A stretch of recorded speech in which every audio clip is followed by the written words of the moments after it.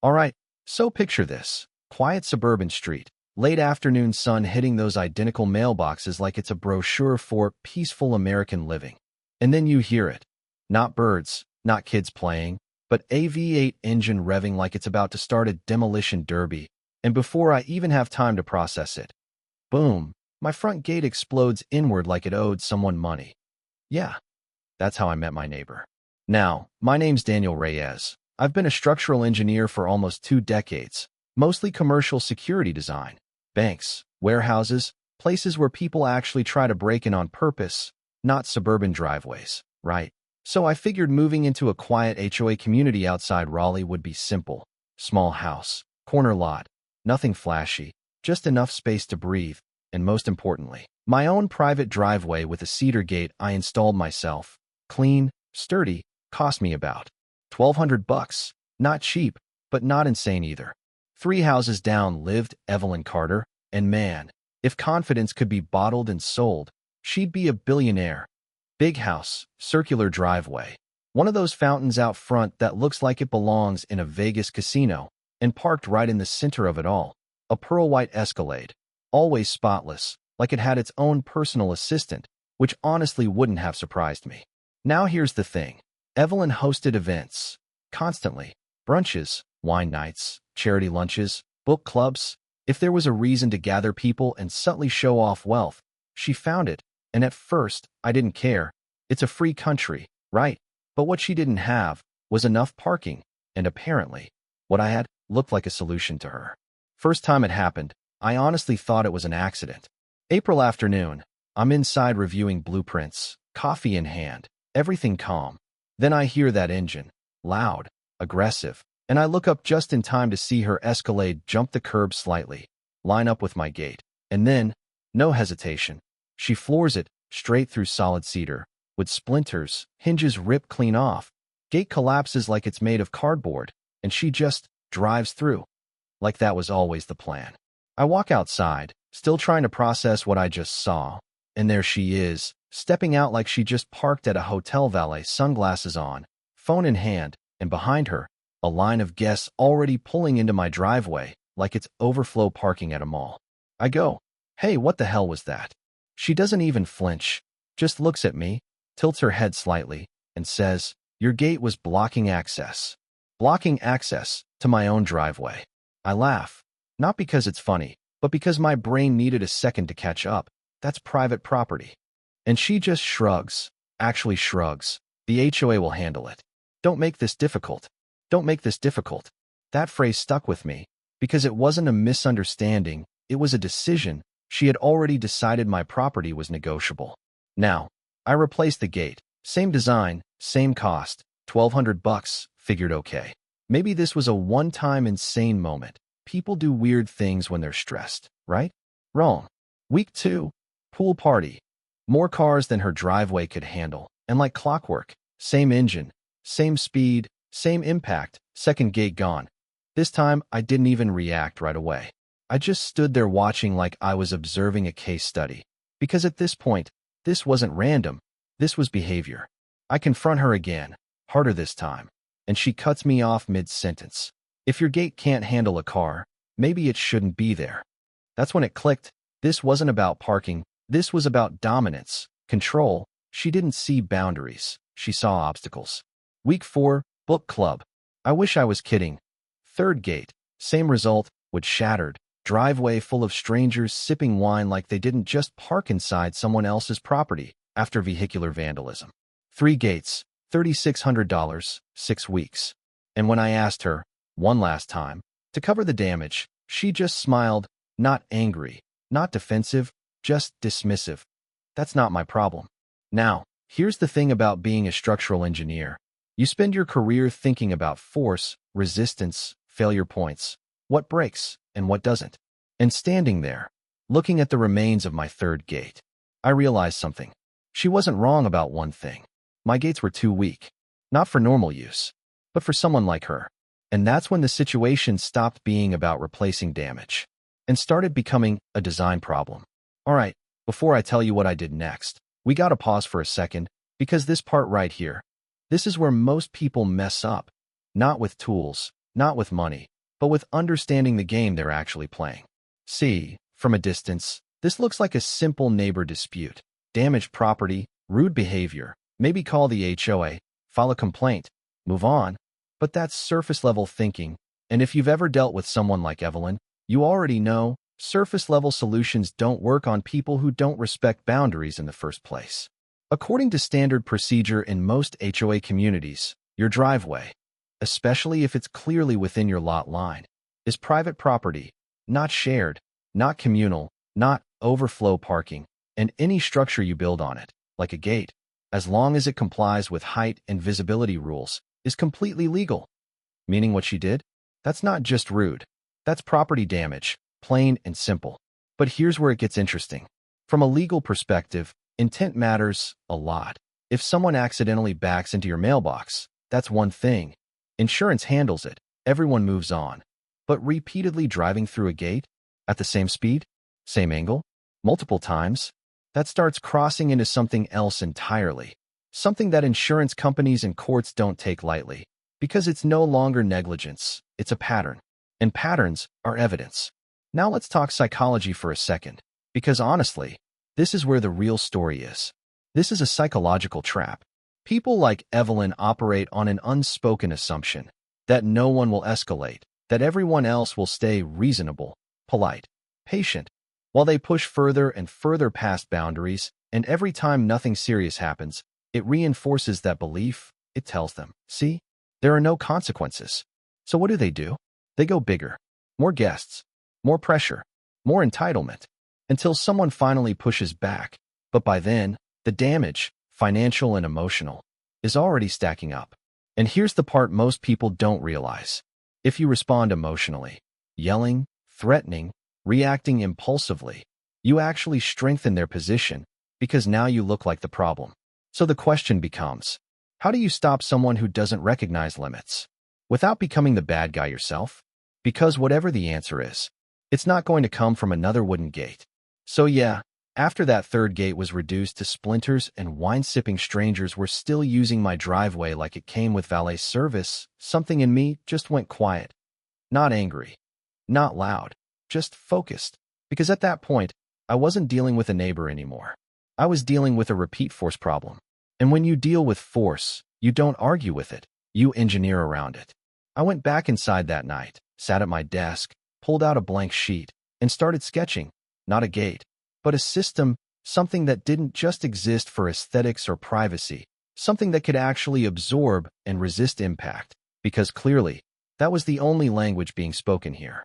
2-inch square steel tubing, not hollow flimsy stuff, but thick-walled, powder-coated to handle weather and hide scratches. Total gate weight, just under 450 pounds. Heavy enough to matter, but still functional. Then the hinges, industrial grade, rated well beyond anything a residential setup would ever need. 1,200 pounds per hinge. Overkill? Maybe, but I wasn't designing for normal behavior anymore. The real backbone, though, was underground. Concrete ballets, reinforced steel cores, buried 4 feet deep.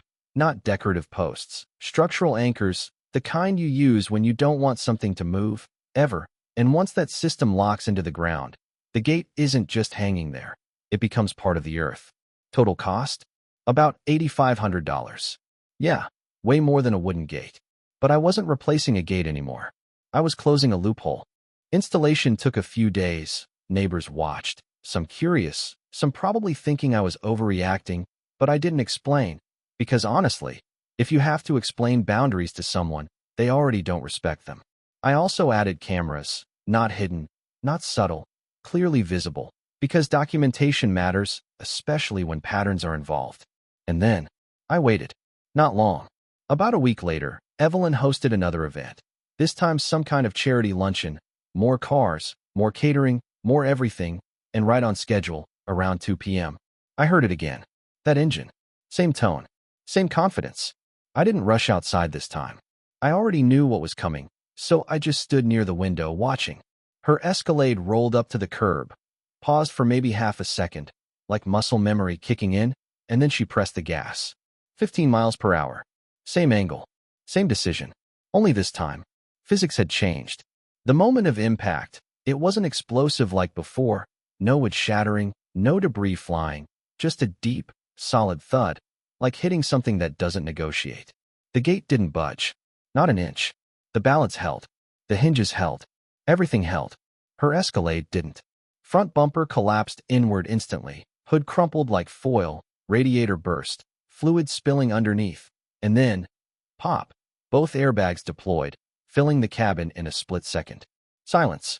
Not the peaceful kind, the kind that comes after something irreversible. I walked outside slowly. Not rushing, not reacting, just observing, because that's what I do. I assess outcomes. She sat there for a second, stunned, hands still on the wheel, airbag deflated in front of her, trying to process why reality didn't match expectation. She stepped out eventually, a little shaky, but physically fine, staring at the gate, then at the front of her car, and then at me. And for the first time, no confidence, no shrug, just confusion. "What did you do?" she asked. And I remember thinking, that's the wrong question. "I built a gate." I said simple, because that's all it was. Now the damage? Not subtle. That Escalade, easily 65 grand, was done. Engine block cracked, cooling system destroyed, frame compromised. You don't fix that. You write it off. Meanwhile, my gate. A few scratches in the powder coating. That's it. Cameras caught everything. Clear as day, speed, angle, intent, no ambiguity, no gray area. Police showed up, took a look, reviewed the footage, and it didn't take long. Private property, compliant structure, no violations, which means the only unusual thing in that entire situation was her decision to drive into it. She tried to pivot fast, though, threatened to sue, said my gate was dangerous, which, honestly, coming from someone who had rammed 3 previous gates, felt a little backwards. But here's where things really started unraveling for her. Insurance. They reviewed the footage too, and this is where that pattern we talked about earlier came back. Because once they saw this wasn't an accident, not the first time, not the second, not even the third, they denied the claim. Intentional act. No coverage. Now she's not just dealing with a destroyed vehicle. She's paying for it herself. That's when the attorney came in on her side at first, probably thinking this was some kind of easy negligence case, until they saw the footage. Multiple incidents. Same behavior. Clear escalation. And suddenly, the strategy changed. Because legally, this wasn't about my gate anymore. It was about her actions. So I filed a counterclaim. 3 destroyed gates, installation costs for the reinforced system, and yeah, emotional distress. Because 6 weeks of repeated property damage? That adds up. Total invoice. $48,000. And here's the part people always ask me about. Did she fight it? Not really. Because once evidence removes doubt, there's not much left to argue. She paid. Within 60 days. No dramatic courtroom scene. No last-minute twist. Just a quiet transfer of money. And a legal agreement that made one thing very clear. She was no longer allowed anywhere near my driveway. Ever. And after that, things got quiet again. No more events spilling over. No more engines revving outside my house. No more assumptions about access. About 8 months later, she sold the house. Moved out. Just like that. And me? I still have that gate. Still standing. Still doing exactly what it was designed to do. Not just keep things out, but make a point. So yeah, that's how it ended. No dramatic showdown. No shouting match in the street. Just consequences catching up at their own pace. And if you strip away the Escalade, the gate, the HOA drama, what you're really left with is something way more common than people like to admit. Boundaries. And what happens when someone decides yours don't apply to them? Because here's the truth. Most of us are taught to avoid conflict. Keep things civil. Don't escalate. Be the bigger person. And that works, right up until you run into someone who interprets kindness as permission. And that's where things start to slide. The first time, you let it go.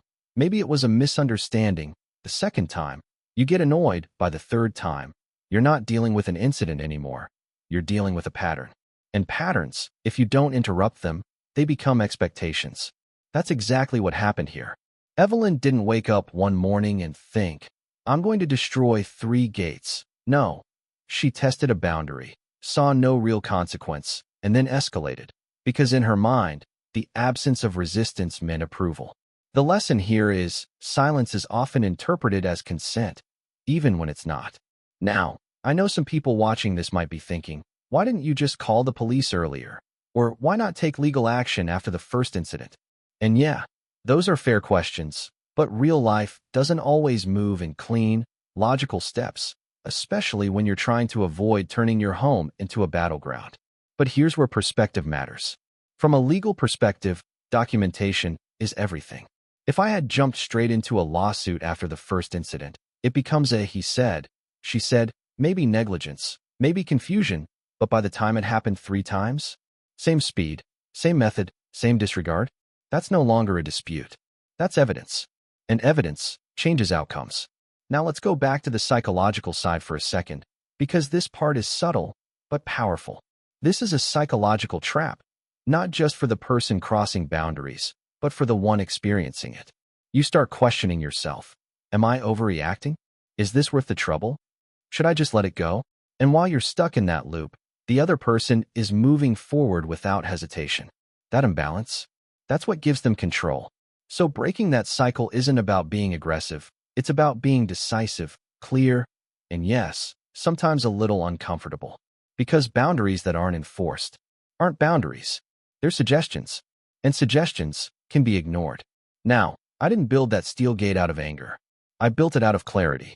I understood the pattern, I understood the risk, and I designed a response that didn't rely on her changing her behavior. That's important, because waiting for someone else to do the right thing is not a strategy. Designing a system where their wrong choices carry consequences, that's strategy.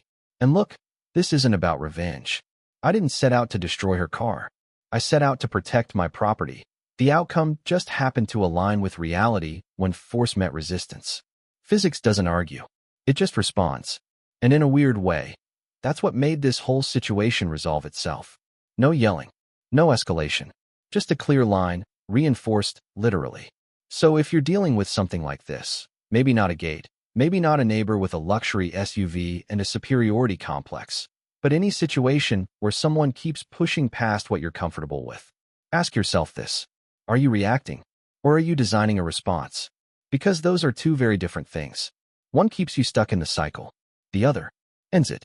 And yeah, I'm curious what you'd do in that situation. Would you have handled it earlier? Gone straight to legal action? Or would you have done the same thing? Let the pattern reveal itself, and then respond in a way that makes sure it never happens again. Drop your thoughts below. I read MO. Read of those comments than you'd think. And if you got something out of this, not just the story, but the principle behind it, you already know what to do. Because sometimes, the strongest message you can send isn't loud. It's just unmovable.